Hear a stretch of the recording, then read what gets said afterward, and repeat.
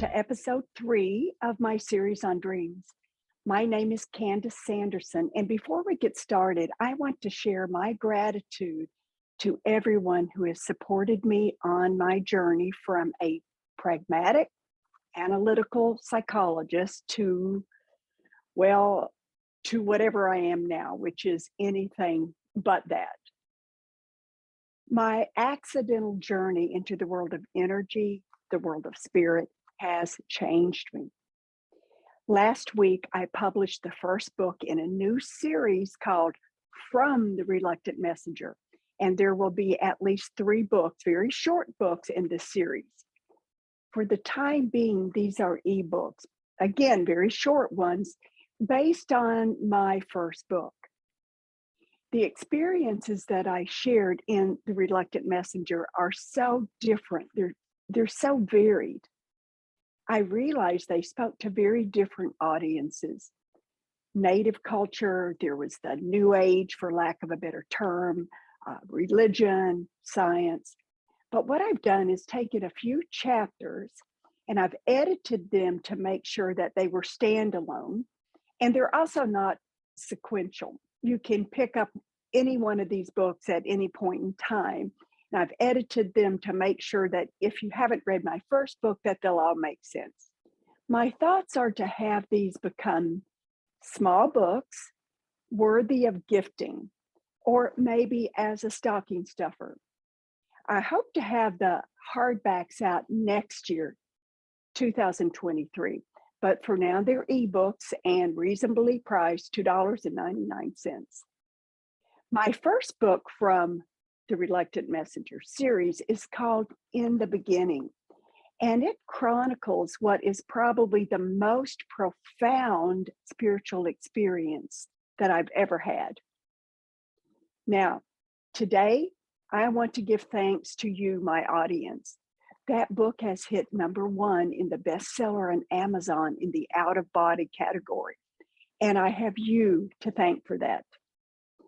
Everyone who follows me on Facebook, Twitter, LinkedIn, or on my YouTube channels, thank you for liking, for sharing, for subscribing, and for commenting. I could not do this without you. But let's get back to today's episode. In the first episode on dreaming, I shared some precognitive dreams that I had had, and I shared some information on dreaming from the messengers.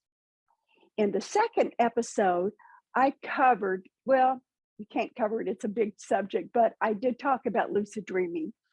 And this episode, before we dive in, I want to recap some of the tricks of the trade that I shared, plus some suggestions from people who have emailed me, telling me what works for them in both dream recall and lucid dreaming.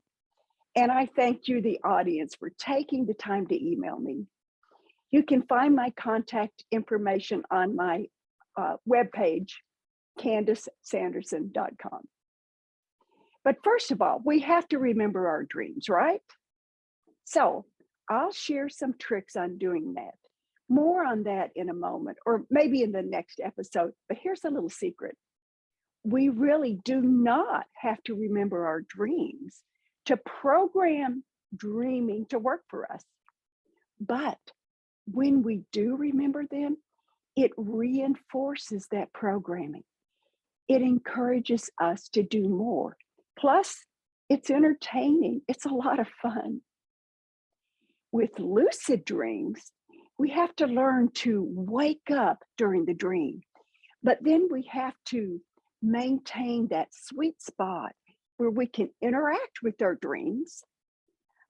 Perhaps we want to use our dreams to initiate an out-of-body experience, or maybe we need it to do a practice run for the next day's important meeting at work.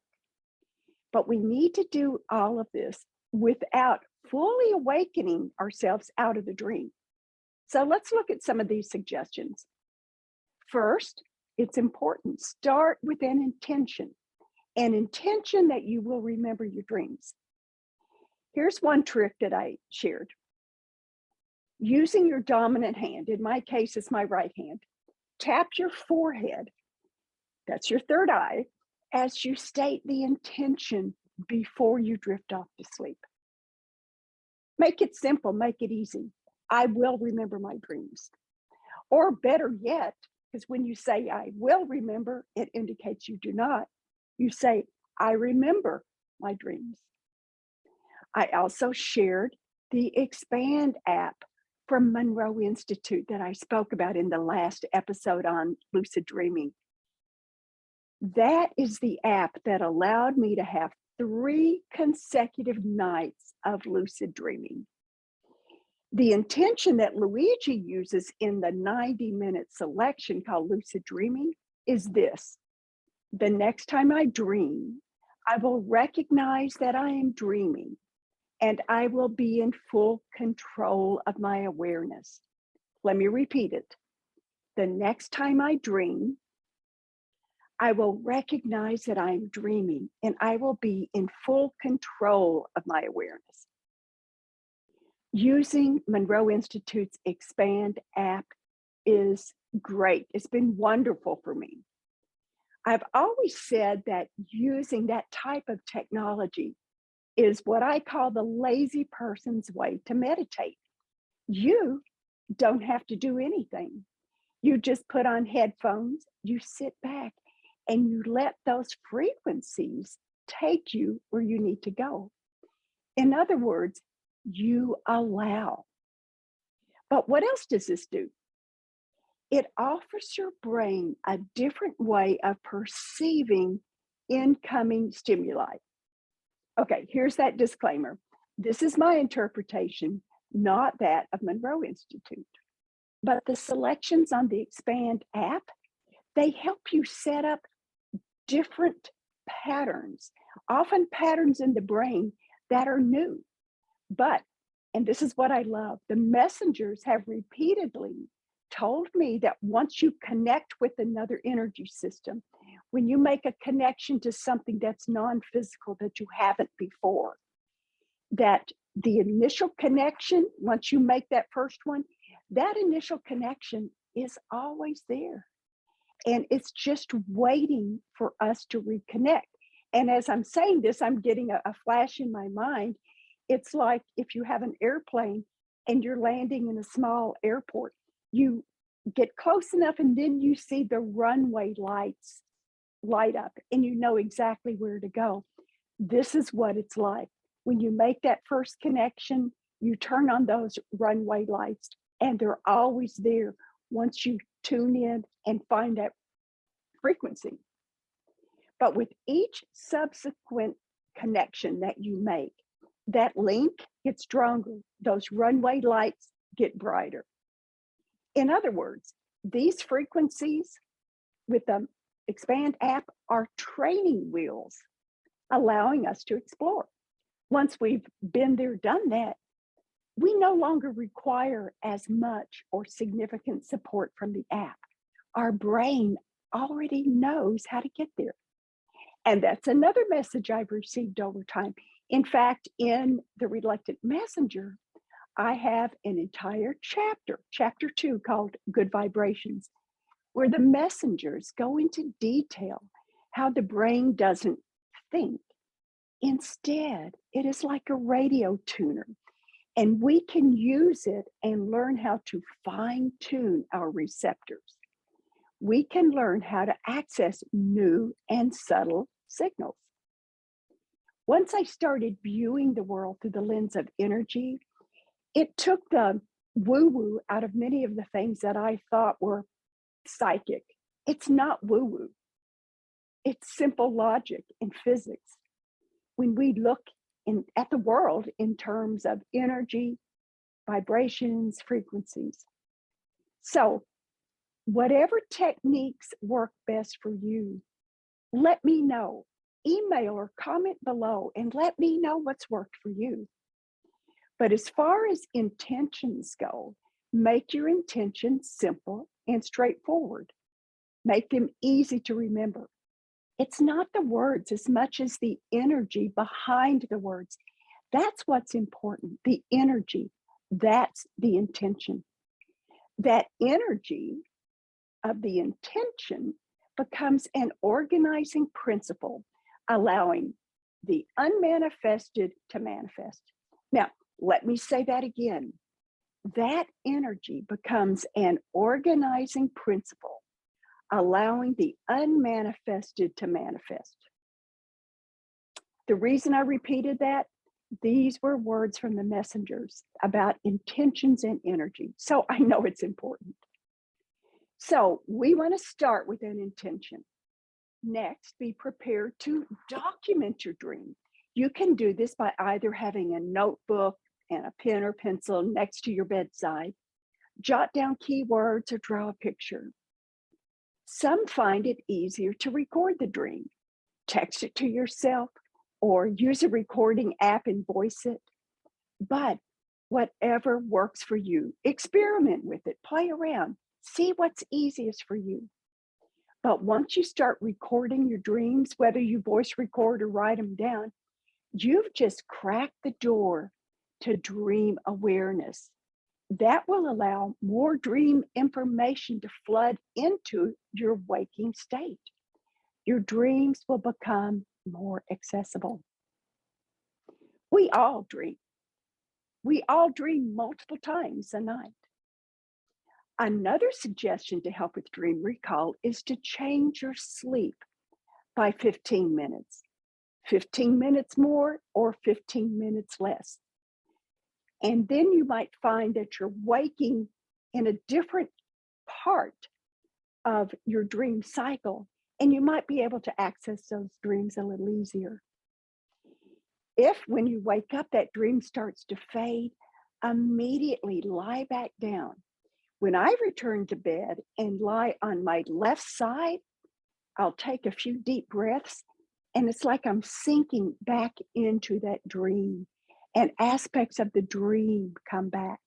I can just slip into it. Others say to return to the same position you were when you woke. Try both of them. What works best for you? Here are a few suggestions that others sent to me. One person said, drink several glasses of water before you go to bed at night.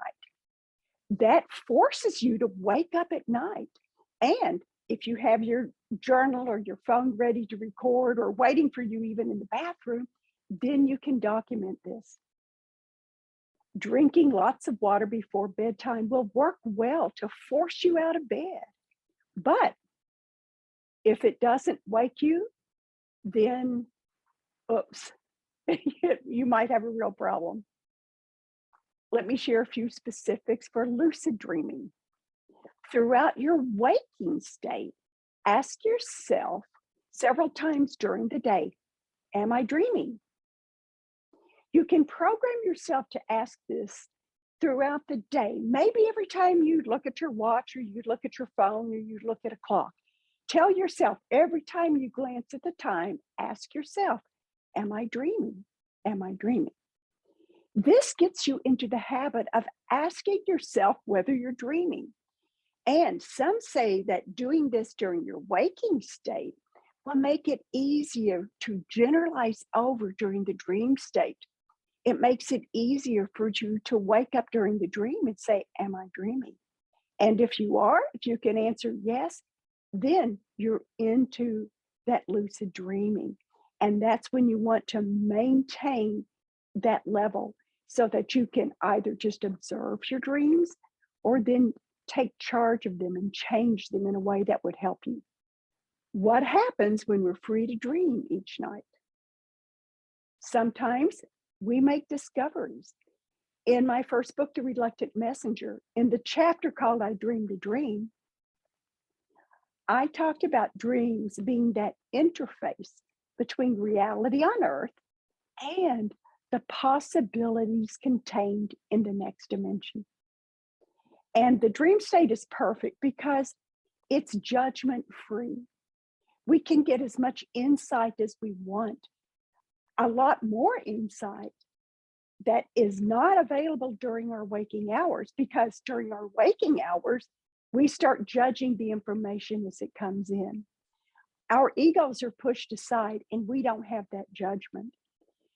I mentioned this in the book, but you can just Google about how many different inventions and discoveries and creative works of art that have all originated from dreams. The discovery of the periodic table, the scientific method, the theory of evolution by natural selection, proof that nerves transmit signals chemically. And there's just so many mathematical theories. Oh, and remember how the sewing machine was invented? Back in the mid 1800s, Elijah Howe dreamed that he was being attacked by cannibals who were stabbing him repeatedly with spears that had a hole in the tip. He woke up and there was the invention of the sewing machine. There's so many books and films and even, I mean, remember the Beatles album Yesterday? Robert Louis Stevenson's Dr. Jekyll and Mr. Hyde, they were all products of their dreams. I learned so many valuable lessons through my dreams, and that has totally enriched my life. And I'm thankful for my awareness, at least for some of these activities, and the possibilities that, I don't know, they present themselves throughout dreams, but they don't or would not have, because I would have judged them if it was during the waking state. When we push our judgments aside, our egos aside, we find that dreams are offering us a different perspective. We may not become great inventors, or we may not produce brilliant pieces of art, but we might discover new thoughts on a subject. Maybe these thoughts didn't even cross our minds during the waking state, but they appeared to us during the dream state. But let that be your intention when dreaming, open to all possibilities. Let's test our own theories. Let's not be constrained by our rational, logical minds. Let your dreams help you discover novel associations, stuff that we wouldn't consider while we were awake. You see, dreaming allows our creative nature to blossom, and we will see old information in a new light. The messengers have often shared with me a different interpretation of an older dream. Let me share an example. I have always loved dreams about flying. Sometimes I'm a pilot of an aircraft. Other times I'm like Superwoman, just flying. But when I wake up from these dreams, I feel so alive. And I really just think I can go outside and just take flight. I had a dream in 2003. And because I keep a dream journal that is very long, almost 250,000 words long, I can go back and review aspects of dreams from years before. So I had this 2003 dream. I am standing on a football field that is suspended in deep space. Throughout this landscape, there are 8 or 9 groups, small groups of people learning to fly. And my instructor was teaching me this float and glide technique. So in a Superwoman style, I'm lifting 4 or 5 feet off the ground. And after I'm comfortable with this height, I slowly glided across the field. But there was this problem. No matter how much I tried, as I got to the edge of the platform, I lost altitude. Now, this platform was suspended in deep space, and there was nothing but just this dark abyss. And I understood that as I got closer to the edge, I was fearful of falling. My fear prevented me from maintaining my flight, the altitude of my flight. When I had this dream back in 2003, it's like, it was so easy to figure this out. That, you know, the symbolism was, I needed to face my fears. I needed to learn to trust myself. Now, in 2013, almost 10 years later, the messengers offered a different interpretation. So I'm going to read this from the book, I Dreamed a Dream. So as the messengers offered this interpretation to something that was almost a 10-year-old dream, there is more to this dream than this one understood. This is a multifaceted lesson. This one, that's me, has reached the stage where she can perceive more meaning from this dream. Initially, this one knew that it was an analogy of life, recognizing that fear can prevent her from achieving her highest desires. We say now there is a different interpretation. The dream can be viewed from another perspective, for she is ready to hear it now. Humans drop their physical bodies when leaving the earth plane of existence. The true self is energy. Traveling without the physical body is accomplished with heartfelt intention, but that takes practice. It is thought-generated travel. Thoughts are not produced by the brain, but received by the brain, and it requires laser-like focus to be successful.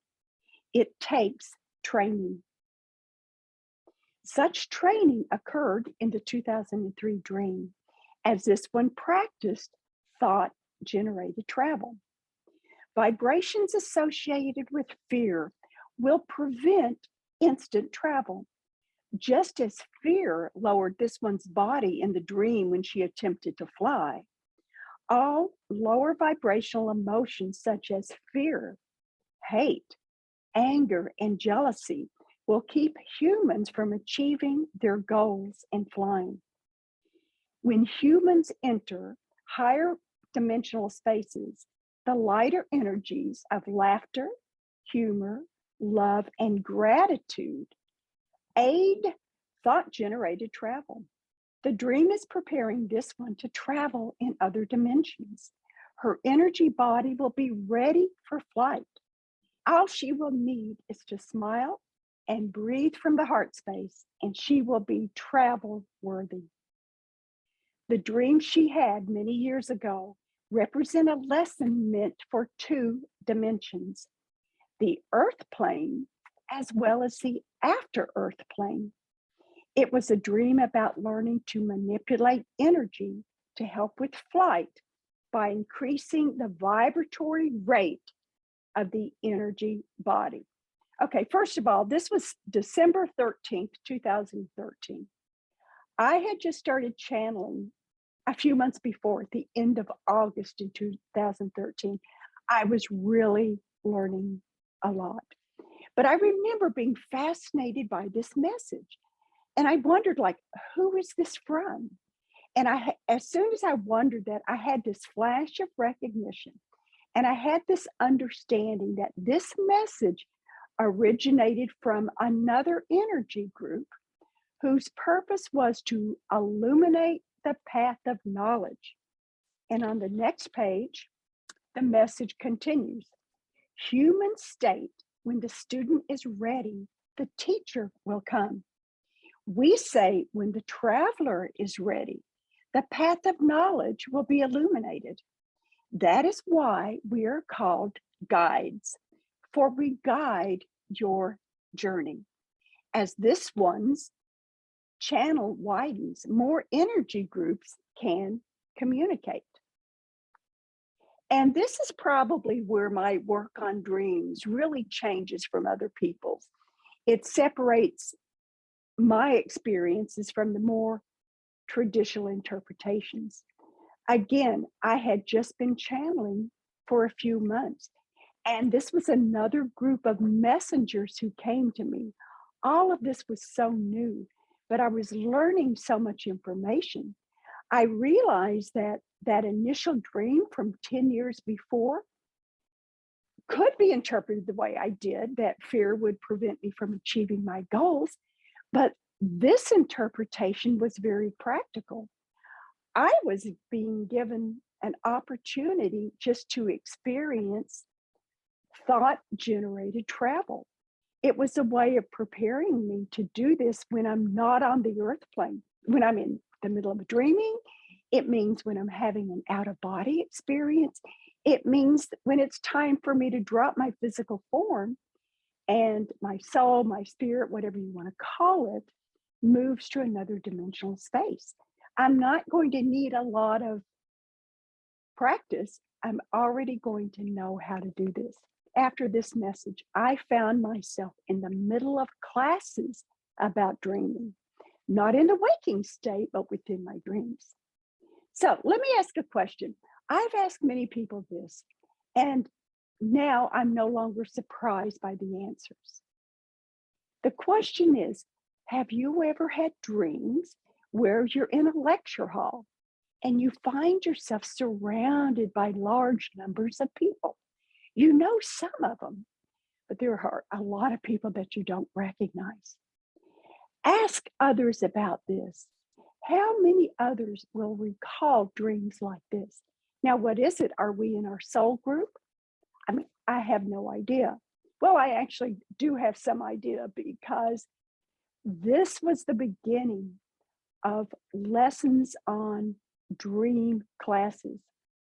But what's important to remember is that all of us are in these classes. We may not remember them. And for whatever reasons, the messengers made sure I was awake, that I was lucid during these dreams on lessons about dreaming. And if I was not lucid or as lucid as I maybe should have been during the dreams, the messengers came to me during the waking state to fill in the gaps, to explain, to demonstrate the purpose of these dreaming classes. But why do so many people have these dreams? The messengers told me these dream classes had different purposes. So this is really a good place for me to end. It's time for me to say goodbye. I'm going to pull in some of these classes and describe them next time, the different classes that I participated in. So that will be the next episode. So once again, I want to end by how I began, with thanking you for your support. I welcome you to share, to like, to subscribe. But remember to always use kind words. Follow the wisdom of your heart. We can make our world a better place by listening to the wisdom within. So until next time, goodbye.